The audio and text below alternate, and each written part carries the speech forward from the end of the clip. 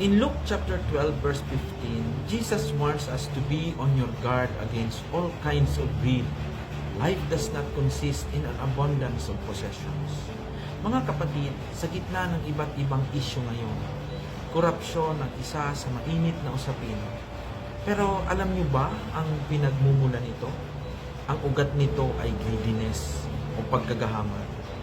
Jesus reminds us that true life, real fulfillment, comes not from what we own, but from what we are and what we do.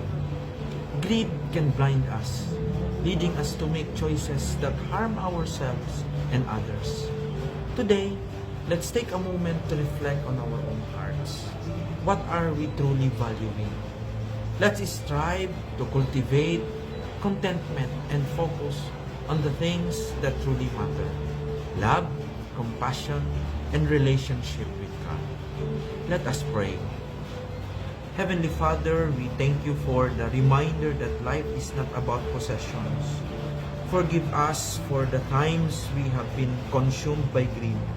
Help us to keep our hearts focused on you and guide us to use our resources wisely and generously for the benefit of others and for the glory of your name.